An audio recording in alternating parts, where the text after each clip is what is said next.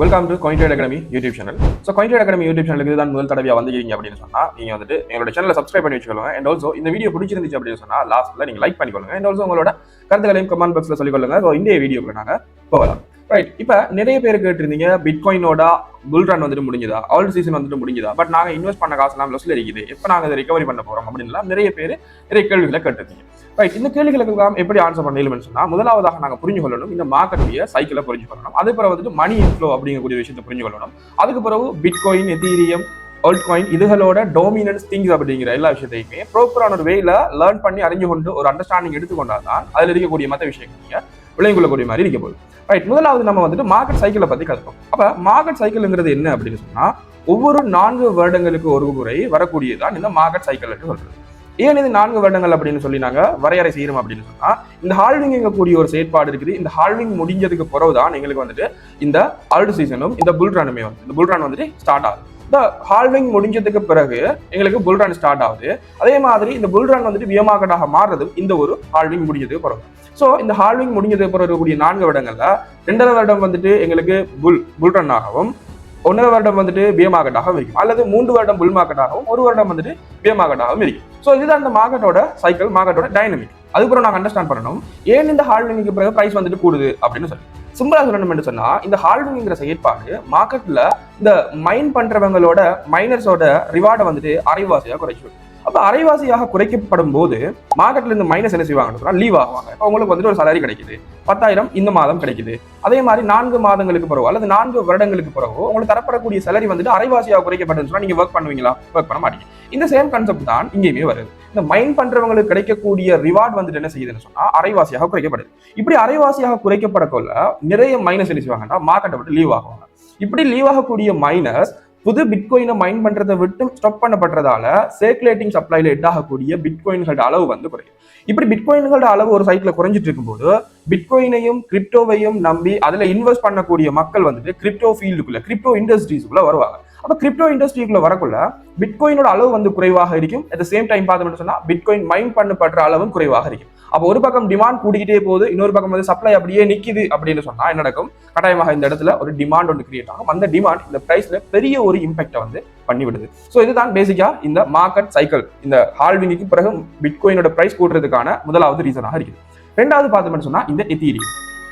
எதீரியம் அப்படிங்கிறது என்ன அப்படின்னு சொன்னா இந்த ஆல்ட் காயினோட கிங் தான் எதீரியம் என்று சொல்லலாம். அதே மாதிரி மார்க்கெட்டோட கிங் தான் பிட்காயின் அப்படின்னு சொல்லலாம். இப்ப ஏன் எதீரியக்கும் ஆல்ட் காயின்களுக்கும் ஒரு சம்பந்தம் இருக்குன்னு சொன்னா டோட்டல் மார்க்கெட் கேப்ல பிட்காயினோட டோமினன்ஸ் அப்படின்னு சொல்லி ஒரு விஷயம் வந்து இருக்குது. பிட்காயினோட டோமினன்ஸ்ங்கிறது என்னன்னா டோட்டல் மார்க்கெட் கேப்ல பிட்காயினோட மார்க்கெட் கேப் எந்த அளவுக்கு அதுல அக்யூமுலேட் பண்ணப்பட்டிருக்குதுங்கிறத பாக்குறது தான் இந்த இடத்துல பிட்காயினோட டோமினன்ஸ் சொல்லும். பிட்காயினோட டோமினன்ஸை தவிர்த்து அங்கால பேலன்ஸா இருக்கக்கூடிய டோமினன்ஸ் எல்லாமே இந்த எதீரியத்துக்கு தான் 2வது பிளேஸ்ல இருக்கு.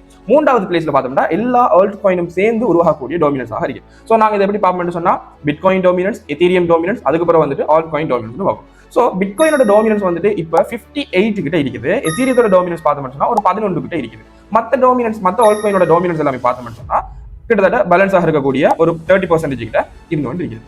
அப்ப இந்த டோமினன்ஸ் திங்ஸ் எங்களுக்கு எவ்வளவு கிளியராக இருக்கிறதோ அதுக்கப்புறம் தான் எங்களுக்கு ஒரு அண்டர்ஸ்டாண்டிங் வரும். ஓகே, பிட்காயின் டோமினன்ஸுக்கும் இந்த மணி இன்ஃப்ளோக்கும் இந்த மார்க்கெட்டுடைய சைக்கிளுக்கும் என்ன சம்பந்தம் இருக்குது அப்படின்னு சொல்லி பாருங்க. டோமினன்ஸ் என்றது எப்படி எங்களுக்கு வருகுது என்று சொன்னா கரண்டா இருக்கக்கூடிய பிரைஸ் அதோட சர்க்குலேட்டிங் சப்ளையால பெருக்கிறதால ஒரு மார்க்கெட் கேப் உருவாகும்.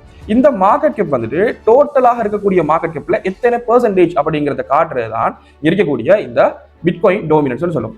ரைட், இதை வந்துட்டு நான் உங்களுக்கு கிரிகாட்டன் இலகுவாக விளங்கக்கூடிய மாதிரி. ரைட், முதலாவது பார்த்தோம்னா டோட்டல் மார்க்கெட் கேப்பை இப்படி ஒரு வட்டம் அப்படின்னு சொல்லி எடுத்தோம்னா இதுக்குள்ள இவ்வளவு பங்கையும் உள்ளடக்கிய இந்த பெரிய ஒரு பங்கை உள்ளடக்கியதான் யாருன்னு சொன்னா இந்த பிட்காயினோட மார்க்கெட் கேப். இந்த டோட்டலா இருக்கக்கூடிய இந்த பெரிய ரவுண்டை பார்த்தோம் அப்படின்னு சொன்னா டோட்டல் மார்க்கெட் கேப் என்று சொல்லுவோம், டிஎம்சி என்று சொல்றது.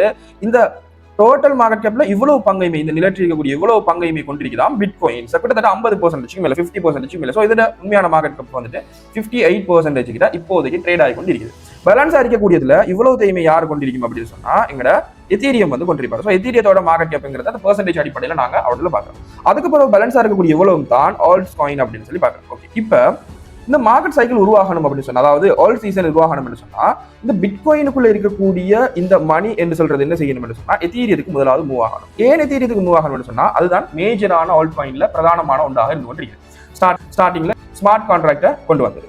ஸோ இந்த எத்தீரியத்தை தொடர்ந்து தான் மேஜரான மற்ற ஆல்ட் காயின்கள் எல்லாம் என்ன செய்யும்னா மணி இன்ஃப்ளோவா ஸ்டார்ட் ஆகும். இதுக்குள்ள வாரது தான் மற்ற ஆல்ட்ஸ் காயினாக இருந்து கொண்டிருக்குது. ஸோ இதனால தான் நம்ம சொல்றது இந்த மணி இன்ஃப்ளோ முதலாவது பிட்காயின்ல இருந்து எத்தீரியமுக்கு வரணும், எத்தீரியத்துல இருந்து தான் மிச்ச ஆல்ட் காயினுக்கு போகணும். ஸோ இதுக்கு ஒரு ஃப்ளோ இருக்குது. எப்படின்னு சொன்னா முதலாவது நாங்கள் சொல்லுவோம் மேஜர் கிரிப்டோ கரன்சிஸ், அதுக்கப்புறம் நம்ம சொல்லுவோம் மிட் கேப் கிரிப்டோ கரன்சிஸ், அதுக்கப்புறம் தான் சொல்லுவோம் லோ கேப் கிரிப்டோ கரன்சிஸ் அப்படின்னு சொல்லி. ஸோ லோ கேப்ங்கிறது அதோட மார்க்கெட் கேப் அடிப்படையில் நாங்கள் அவருக்கு வைக்கக்கூடிய பெயராக இருக்குது. சரி, இப்போ இவ்வளவு விஷயங்களையும் நாங்கள் தெரிஞ்சு கொண்டதுக்கு பிறகு இந்த மார்க்கெட்டுடைய சைக்கிளை நாங்கள் கனெக்ட் பண்ணி பார்த்தோம் அப்படின்னு சொன்னா பிட்காயின் ஆல் டைம் ஹையை வச்சுட்டா அப்படின்னு கேட்டா ஆல்மோஸ்ட் வச்சுட்டு அப்படின்னு சொல்லலாம். நம்ம டார்கெட் பண்ணினது $1,45,000, $1,30,000. இந்த ரெண்டு டார்கெட்டையுமே நம்ம எங்களோட பழைய வீடியோஸ்ல சொல்லியிருக்கோம். இப்போ மார்க்கெட் வந்துட்டு $1,26,000 சம்திங்க்கு வந்துட்டு போய்க்குது. ஆனால் $1,45,000 ரீச் பண்ணல, $1,30,000 ரீச் பண்ண இல்லை.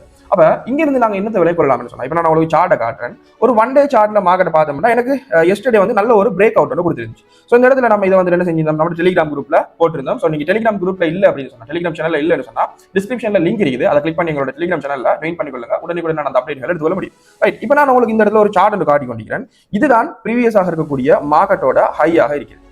இந்த ஹைல இருந்து இந்த லோ அண்ட் மார்க்கெட் ஃபார்ம் பண்ணிட்டு கிட்டத்தட்ட $77,000 வந்துட்டு இப்போ இங்க இருந்து ஒரு அப் ட்ரெண்ட் மார்க்கெட் வந்துட்டு ஃபாலோ பண்ணிட்டு போகுது, ஒரு அப் ட்ரெண்ட் வந்துட்டு ஃபார்ம் பண்ணிட்டு போகுது. இந்த அப் ட்ரெண்ட் அப்படியே தொடர்மாக இருந்துச்சுன்னு சொன்னா என்னோட டார்கெட் வந்து 100K ஆக இருக்கும். எகைன் ஒன்ஸ் அகைன் அப்போ இன்னொரு தடவை இந்த 100K வந்துட்டு மார்க்கெட் ரீச் ஆகணும். இந்த 100K வந்ததுக்கு பிறகுதான் நாங்க சொல்லக்கூடிய மாதிரி இருக்கும் மார்க்கெட் இங்க இருந்து திரும்ப இந்த ஆல் டைம் ஹையை கெயின் பண்ணுமா, இல்ல மார்க்கெட் இங்க இருந்து டச் பண்ணிட்டு திரும்ப ஒரு பியர் ரன்னுக்கு ஸ்டார்ட் ஆகுமா அப்படின்னு சொல்லி. ஸோ இதை நாங்க வெயிட் பண்ணி பார்ப்போம். ஓகே, இப்போ அங்கால சைட்ல இருக்கக்கூடிய ஆல்ட் காயினை பார்ப்போம். ஆல்ட் காயினுக்கு என்ன நடக்கும் அப்படின்னு சொல்லி. ஓகே, சிம்பிளா சொல்லணும்னு சொன்னா பிட்காயின்ல இருக்கக்கூடிய மணி என்ன செய்யும் சொன்னா மிட்கேப்ல இருக்கக்கூடிய ஆல்ட் காயினுக்கு வந்துட்டு மூவ் ஆகும். அப்படின்னு சொல்லக்கூட எத்தீரியத்துக்கு மூவ் ஆகும். தென் எத்தீரியத்துல இருந்து மற்ற அல்ட் காயின்களுக்கு மூவ் ஆகும். ஸோ அப்படி பார்க்கல ஆல் அல்ட் காயினை பார்த்தோம்னா எல்லா அல்ட் காயினையும் பார்த்தோம்னா நல்ல ஒரு மேஜரான சப்போர்ட் இருந்து இது ஃபண்டமெண்டல் ஸ்ட்ராங்கான காயின் ஆகட்டும், நல்ல டீம் இருக்கக்கூடிய காயின் ஆகட்டும், நல்ல பிரைசஸ்ல ட்ரேட் ஆகக்கூடிய காயின் ஆகட்டும், எல்லா காயினுமே நல்ல ஒரு இடத்துல ட்ரேட் ஆகி கொண்டிருக்கு. ஸோ இதனால நாங்கள் என்ன சொல்ல இயலும் அப்படின்னு சொன்னா எங்களுக்கு ஒரு ட்ரெண்ட் ஒன்று வரும், அது வந்துட்டு தனியாவே ஆல்ட் காயினுக்காக இருக்கிறதுக்கான அதிகமான சான்சஸ் இருக்குது. பிகாஸ் தேர்ட் வேவ் வராம ஒரு ஆல்ட் காயின் சீசன் வந்துட்டு முடியாது, ஒரு மார்க்கெட்டோட சைக்கிள் வந்துட்டு எண்ட் ஆகாது. ஸோ ஐ ஹோப் எங்களுக்கு இன்னொரு ட்ரெண்ட் ஒன்று இருக்குது, அது ஆல்ட் காயின்களுக்கு ஒரு ரன்னாக இருக்கும். அந்த ட்ரெண்ட்ல வந்துட்டு நீங்க வாங்கி வச்சிருந்ததாகட்டும், அல்லது இப்ப நீங்க வாங்கி அந்த ஒரு டைம் பீரியட்ல நீங்க செல் பண்ணக்கூடியதாகட்டும், அதுகளை நீங்க செல் பண்ணி என்ன செய்யணும் சொன்னா ப்ராஃபிட் ஒன்று மேக் பண்ணிடலாம். சேம் டைம் பார்த்தோம் அப்படின்னு சொன்னா இப்ப ஒவ்வொரு தடவையுமே இந்த கிறிஸ்மஸ் செல் ஆஃப் அப்படின்னு சொல்லிட்டு ஒரு மார்க்கெட்ல நடக்கும். ஸோ இந்த டைமும் இது மார்க்கெட்ல நடக்குமா அப்படின்னு கேட்டா என்னைய பொறுத்த வரைக்குமே அதிகமான ஒரு செல்லிங் ப்ரெஷர் வந்துட்டு மார்க்கெட்ல ஏற்படுத்தப்படாது. பிகாஸ் ஆல்ரெடி ஒரு கிட்டத்தட்ட நினைக்கிற மாதிரி 33% மார்க்கெட் செல் ஆஃப் ஃபேஸ் பண்ணிட்டு, இப்போ நீங்க இதில் பாத்தீங்கன்னு சொன்னா கிட்டத்தட்ட 35% கிட்ட ஒரு sell off market face பண்ணிக்குது.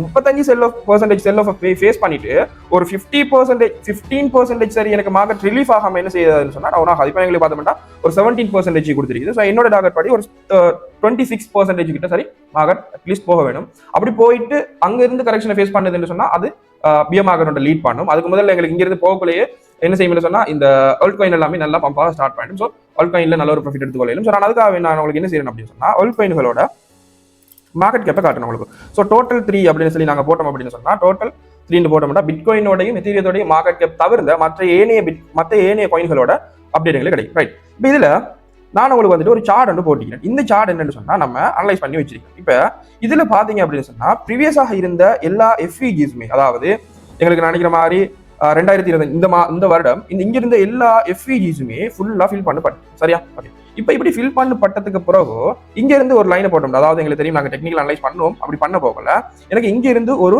Descending trend line நல்ல ஒரு பிரேக் அவுட்டை கொடுத்திருக்குது. அப்ப எங்களுக்கு தெரியும் descending trend line break out கொடுத்தா என்ன நடக்கும், நல்ல ஒரு பம்ப் ஒன்றை கொடுக்கும். அட் த சேம் டைம் ஒரு 21 EMA இந்த ரெட் கலர் இஎம்ஐல வந்துட்டு ஒரு ரெசிஸ்டன்ட் ஃபேஸ் பண்ணுது. இது பிரேக் அவுட்டை கொடுக்குமாக இருந்தால் மார்க்கெட்டோட நெக்ஸ்ட் மூவ்மெண்ட் வந்துட்டு எப்படி சொன்னா இங்க இருந்து நான் இப்படி போறது, இங்க இருந்து இப்படி வருது. ஸோ அடுத்த பார்த்து இப்படி ஃபாலோ பண்ணி இங்க இருந்து இது வரைக்கும் போகணும். கிட்டத்தட்ட 1.14 ட்ரில்லியன் போகணும். இப்போதைக்கு இருக்குது 880 ட்ரில்லியன் இருக்குது. ஸோ நாங்கள் வெயிட் பண்ணி பார்ப்போம் மார்க்கெட் இங்கிருந்து மேலே போகுதா இல்லை திரும்ப ஒரு பியர் மார்க்கெட் லீட் பண்ணது. பட் என்னைய பொறுத்த வரைக்கும் மார்க்கெட் இன்னொரு தடவை மேலே போய்தான் ஆகணும். ஒரு ஒன் டே சார்ட்ல அட்லீஸ்ட் ஒரு $1 trillion வரைக்கும் மார்க்கெட் போகணும். ஸோ அந்த டைம்ல நல்ல ஒரு மொமெண்ட்டை மார்க்கெட் கொடுக்கும். ஸோ அந்த இடத்துல வச்சு நீங்க எக்ஸிட் ஆகிறது பெட்டர் அப்படின்னு சொல்லி சொல்றேன். ஓகே, ஸோ இவ்வளவு இந்த வீடியோ உங்களுக்கு பிடிச்சிருந்துச்சு சொன்னா லைக் பண்ணுங்க. அதே மாதிரி நெக்ஸ்ட் என்ன வீடியோ வேணுங்கிறத கமெண்ட் செக்ஷன்ல சொல்லுங்க, நான் அதுக்கான வீடியோ உங்களுக்கு மேக் பண்ணி தரேன். அட் சேம் டைம் பார்த்தோம் அப்படின்னு சொன்னா எங்களோட கிரிப்டோ கரன்சி ட்ரேடிங் ப்ராசஸ் வந்துட்டு அடுத்த மாசம் ஸ்டார்ட் ஆக இருக்குது. பெரிய ஒரு ஆஃபர் ஒன்று கொடுத்திருக்கோம். ஸோ அந்த ஆஃபரை நீங்க கிராப் பண்ணி கொள்ளலாம் எங்களோட வாட்ஸ்அப் நம்பருக்கு மெசேஜ் பண்றதோட. So thank you, good by.